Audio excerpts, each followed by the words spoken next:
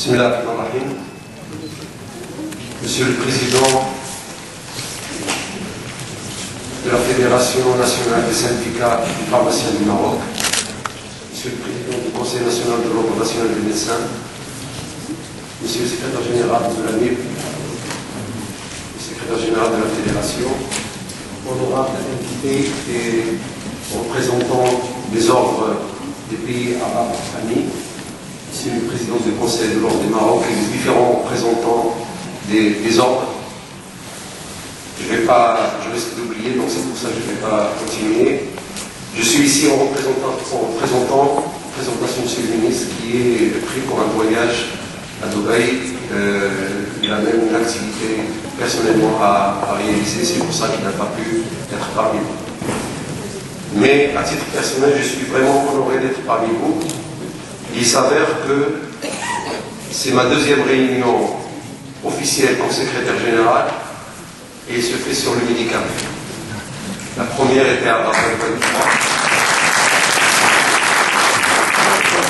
lors de la présentation du projet de politique pharmaceutique et aujourd'hui, c'est ma deuxième réunion officielle avec ce statut.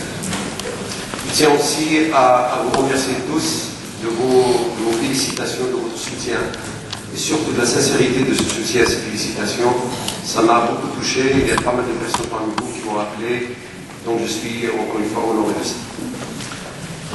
Il s'avère que avant j'étais coordonnateur au nom de Monsieur le ministre pour mener le dialogue avec les différents représentants de secteur. Et donc je pouvais toujours trouver une excuse pour justifier peut-être un retard dans l'exécution de certains engagements. Aujourd'hui, je suis secrétaire général, donc je suis en tant que responsable que je vous parle, responsable aussi des engagements que nous aurons à tenir avec vous. Et comme je le dis toujours, on n'a pas peur des problèmes, on n'a pas peur des engagements, mais on a besoin que ces engagements soient clairs, soient bien formulés pour qu'on puisse les appliquer. Nous sommes aujourd'hui à l'ère de la nouvelle constitution qui a instauré l'accès aux soins comme un droit fondamental. Et cet accès ne peut pas être réalisé sans l'accès au médicament. Nous, gestionnaires, on dit que le médicament est un produit stratégique de santé. Et maintenant, on est passé de ce constat à un engagement politique fort, et je dis bien fort, parce que c'est la première fois que nous avons, dans un programme de gouvernement, des citations ou des engagements clairs sur la politique de médicaments. Et c'est la première fois, encore une fois, que le gouvernement s'engage de façon formelle sur l'élaboration d'une politique de médicaments. Plus que ça, cet engagement s'est décliné à travers M. le ministre, à travers d'abord plusieurs annonces, mais aussi à travers son engagement le 26 juin à Casablanca, lors d'une rencontre à laquelle en majorité parmi vous avez participé.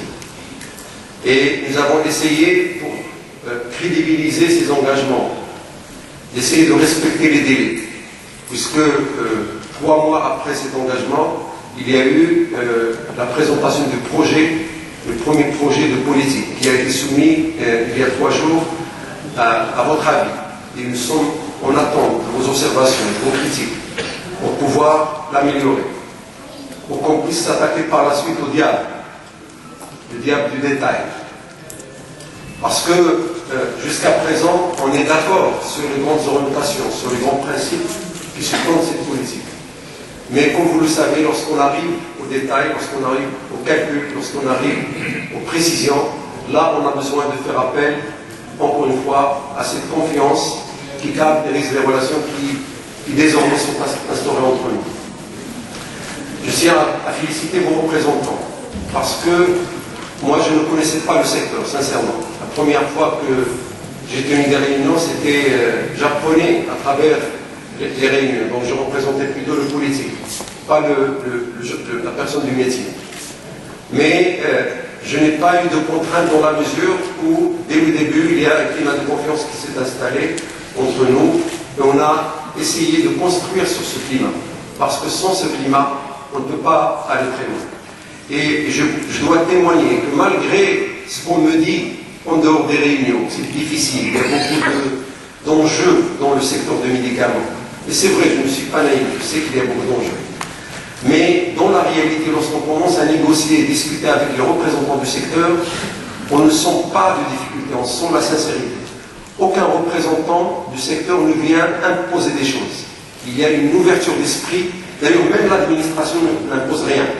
On vient avec des orientations, on vient avec des propositions. Et on travaille dans la transparence. Et c'est pour ça que je pense ce climat qui caractérise ce dialogue, c'est un gage de réussite et de l'aboutissement des attentes de ce dialogue. Malgré ces défis, on est confiant, on est en mesure de le relever grâce justement à cet enjeu.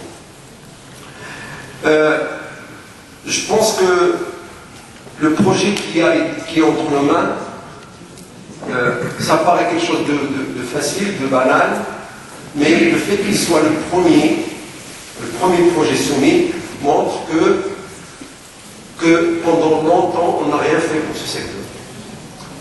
Et pendant longtemps, on a eu peur de l'aborder, d'aller justement à ce diable du détail. Il y a un certain nombre de textes qui datent des années 60.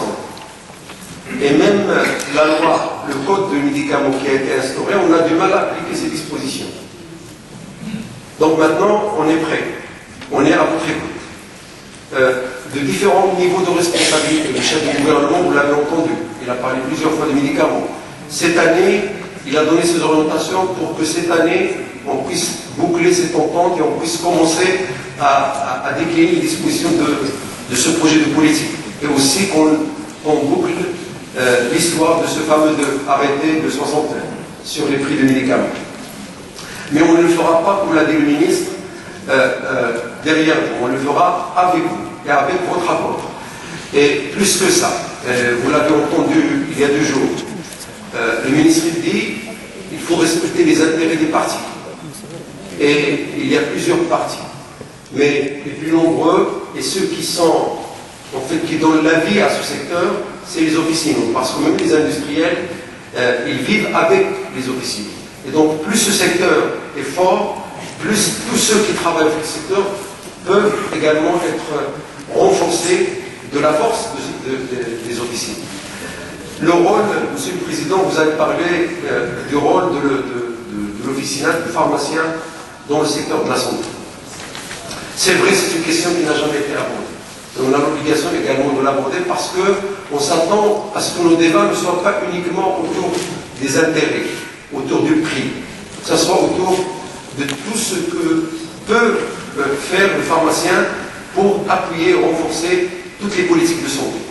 Et le ministre, plusieurs fois, il dit « Je suis le ministre de la santé, du secteur de la santé, du secteur pharmaceutique ».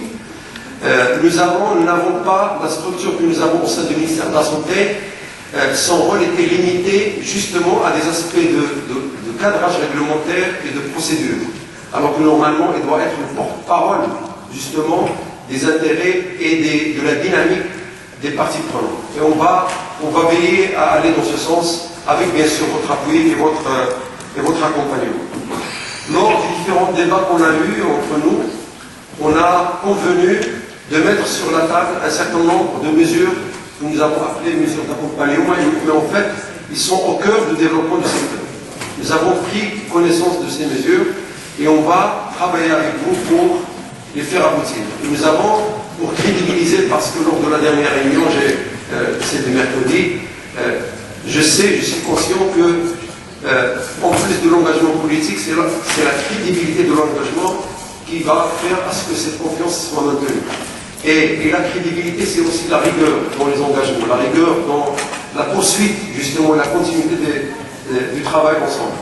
Nous avons veillé à ce que chaque fois qu'on puisse ressortir un ou plusieurs points en fonction de la facilité de les exécuter pour vous montrer que le politique est engagé derrière vous et avec vous et à vos côtés. D'ailleurs, là, M. le ministre a montré, je me rappelle, les 2 circulaires qui ont été signés. Il a suffi que dans la réunion, on cite que pourquoi, si le ministère de la Santé est crédible, pourquoi il ne sort pas les circulaires en rapport avec 2 aspects de votre métier. Et moins d'1 semaine plus tard, les circulaires étaient signés et étaient livrés. Donc il y a des sites bonne foi, il y a cette confiance qui caractérise maintenant la relation qui nous unit. Et donc il faut construire sur cette confiance pour qu'on puisse aller de l'avant. Et on n'a pas peur, encore une fois, des engagements. Nous avons l'avantage d'avoir, les politiciens nous ont donné cette marche, nous ont offert cet engagement politique. Et en plus, comme je l'ai dit dans les différentes réunions que j'ai eues avec les représentants du secteur, j'ai dit je me réunis avec vous avec une seule orientation, plutôt deux. La première, c'est de ne pas faire la réduction des prix aux dépens des pharmaciens. Et la deuxième, on doit faire le plus tôt possible. Tout le reste, on va le construire ensemble, comme l'a dit M. le Président. On va le construire ensemble et en accord et avec le maximum de consensus. Je suis sûr qu'on va être fiers de l'aboutissement des résultats de ce dialogue. Nous aurons l'occasion d'en parler sur des contenus. Et encore une fois, merci de m'avoir adopté et merci de votre soutien. Et j'espère être à la hauteur de vos attentes. Merci.